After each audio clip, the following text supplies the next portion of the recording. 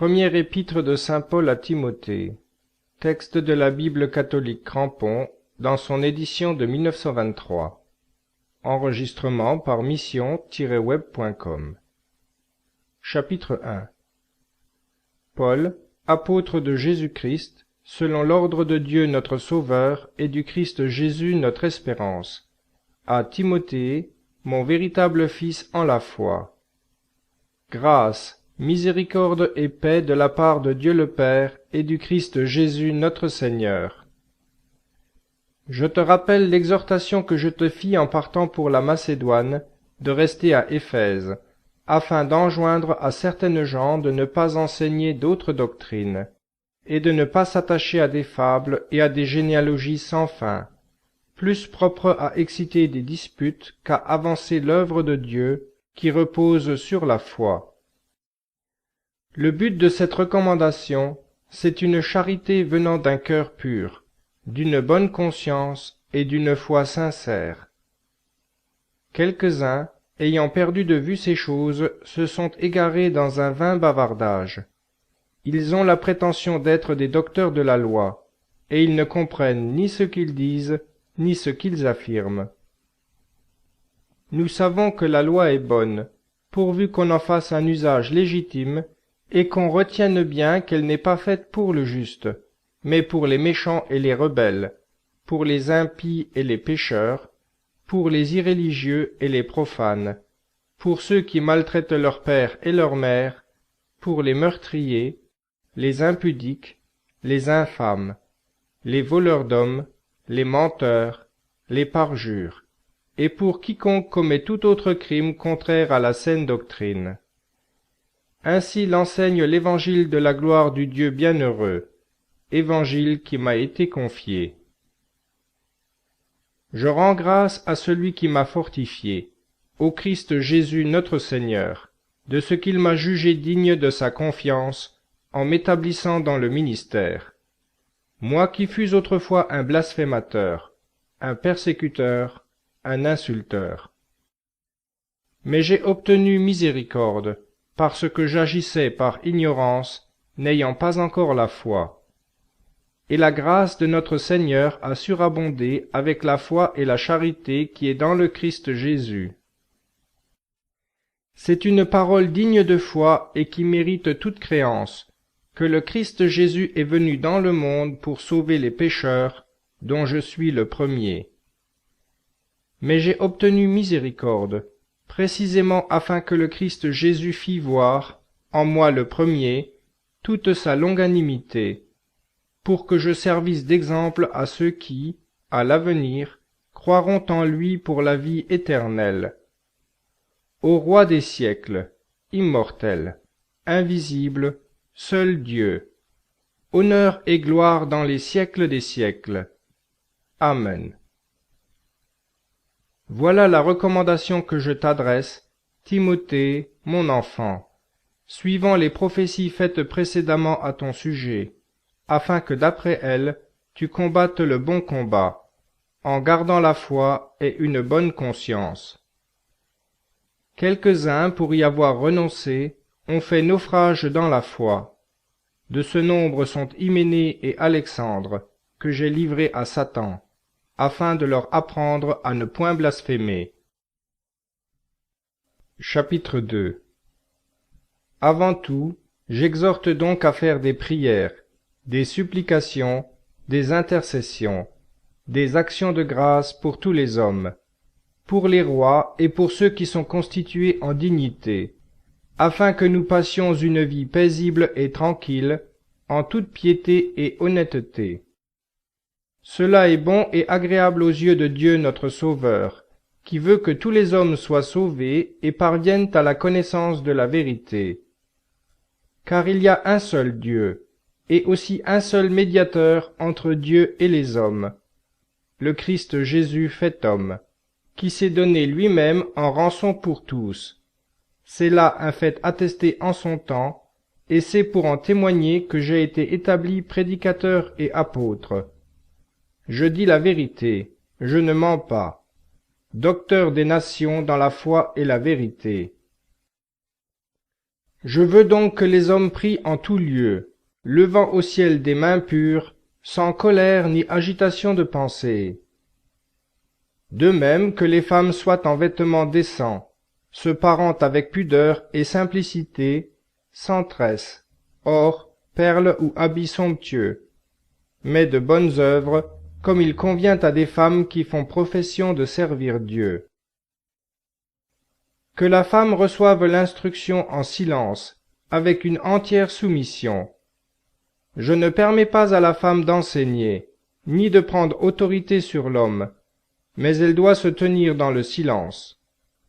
Car Adam a été formé le premier, Ève ensuite, et ce n'est pas Adam qui a été séduit, c'est la femme qui, séduite, est tombée dans la transgression. Néanmoins, elle sera sauvée en devenant mère, pourvu qu'elle persévère dans la foi, dans la charité et dans la sainteté, unie à la modestie. Chapitre 3.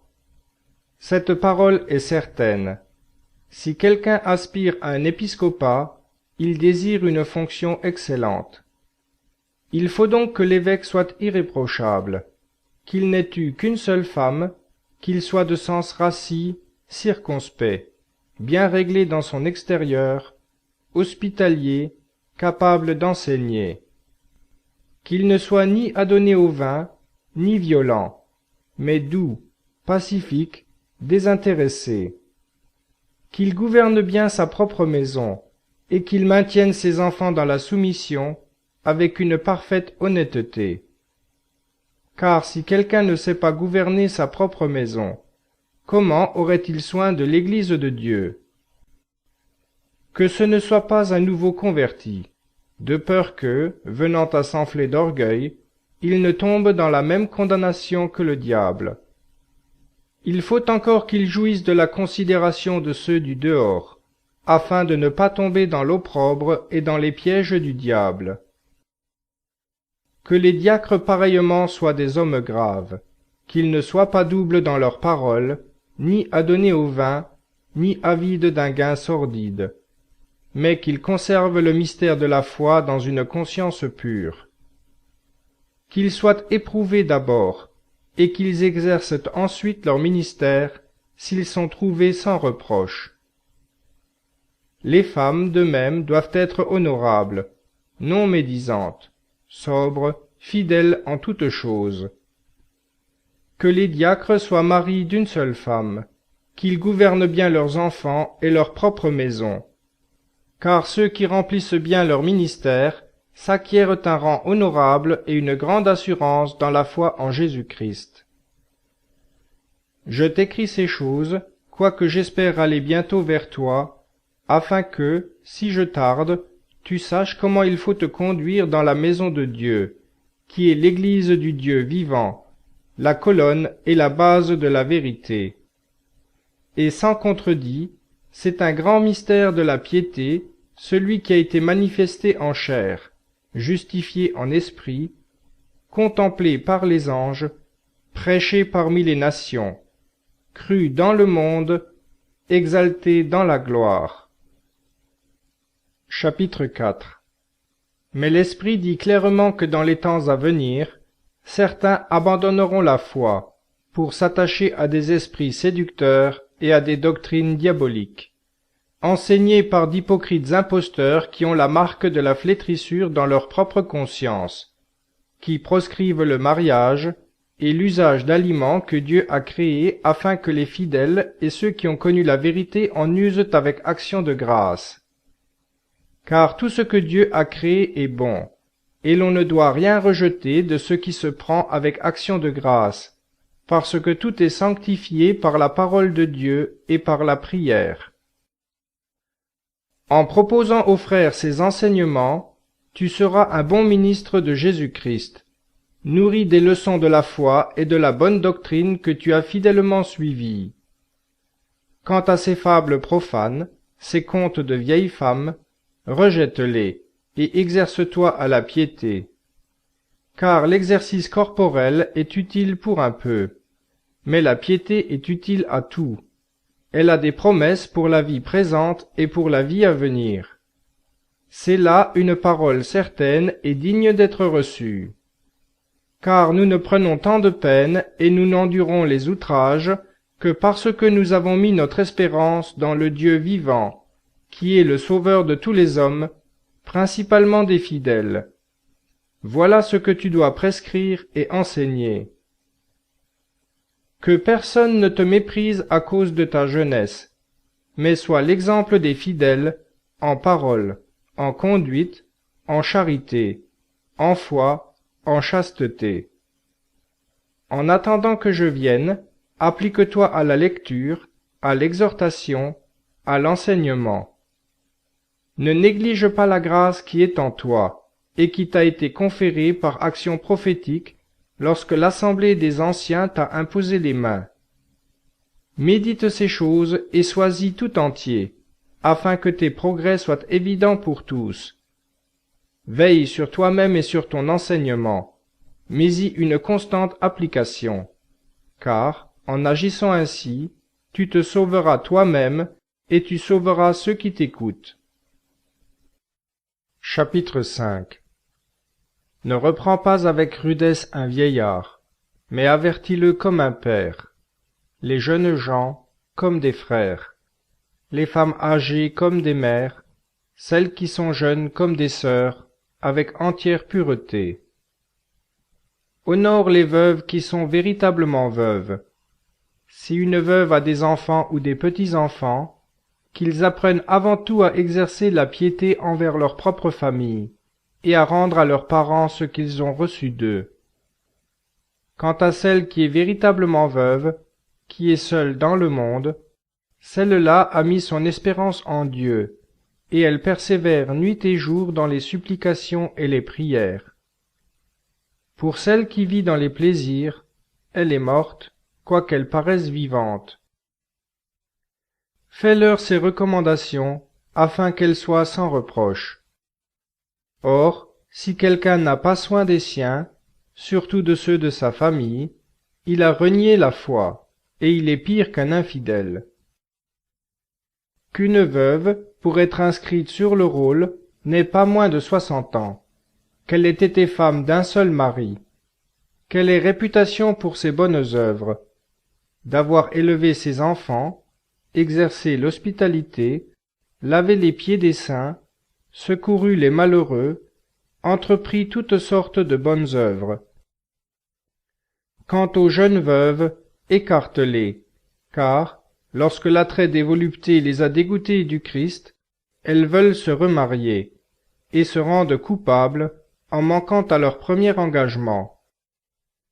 De plus, dans l'oisiveté, elles s'accoutument à aller de maison en maison, et non seulement elles sont oisives, mais encore jaseuses, intrigantes, parlant de choses qui ne conviennent point.